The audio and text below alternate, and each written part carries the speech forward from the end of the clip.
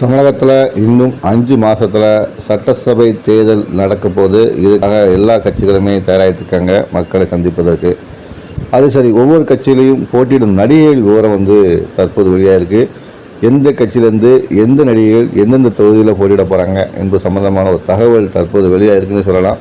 அந்த வகையில் நடிகை குஷ்பு சுந்தர் பார்த்திங்கன்னா திமுகவில் முதல்ல இருந்தாங்க.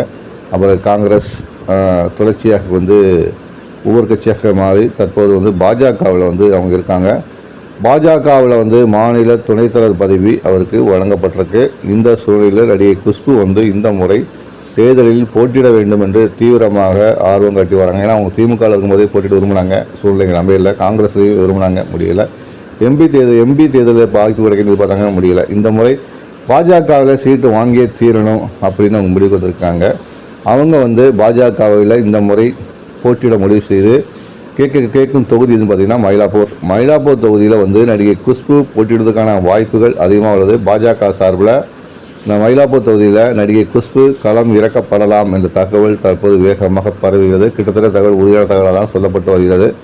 குஷ்புக்கு அடுத்தபடியாக பார்க்கும்போது நடிகை விந்தியா பல ஆண்டுகளாக அதிமுக மற்றும் அதிமுக கூட்டணி கட்சிகளின் வெற்றிக்காக பாடுபட்டு வராங்க.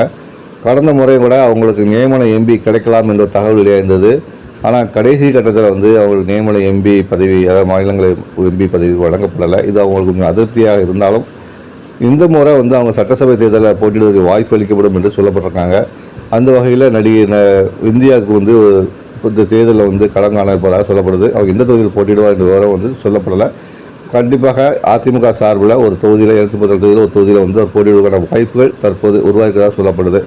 இதுக்கப்புறம் பார்த்திங்கன்னா இந்த வரிசையில் புதுசாக கலந்து யார் நடிகை அம்பிகா, சூப்பர் ஸ்டார் ரஜினிகாந்த், கமல்ஹாசன் மற்றும் சிவாஜி கணேசன் முன்னணி நடிகர்களுடன் இணைந்து நடித்து கொடிகட்டி பறந்தவர் தான், ஒரு காலத்தில் கொடிகட்டி பறந்தவர் தான் நடிகை அம்பிகா.